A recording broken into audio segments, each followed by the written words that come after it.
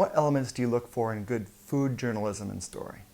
First of all, I look for good writing. And you can tell a good food writer by the fact that they don't use kind of the old trite adjectives and descriptive language about food. Like they'll rarely use the adjective delicious. Yeah.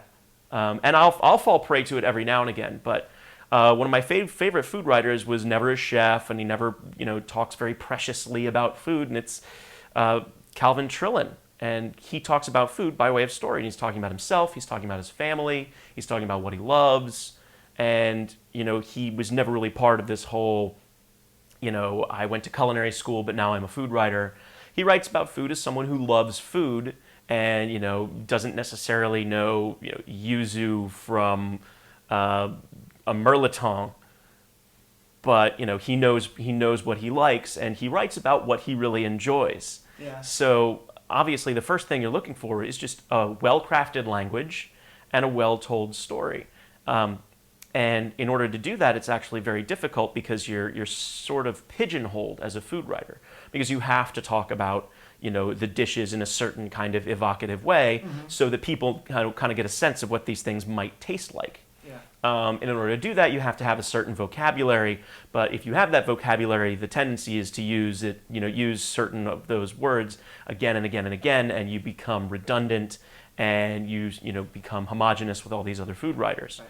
So the key to a good story, first of all, like Calvin Trillin or even Tony Bourdain or other food writers that I really adore, having a voice.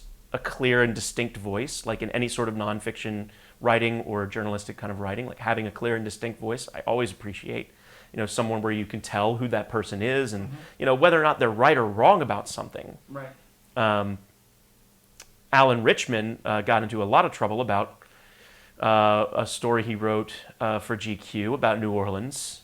But at the same time, it was the way in which he criticized New Orleans after Katrina and the food scene in New Orleans after Katrina. It was done in a way that was very poorly thought out and ill-conceived, and I'll leave it at that. Even despite that, I still have to commend Alan Richman for having a distinct voice as a writer, and he's a good writer.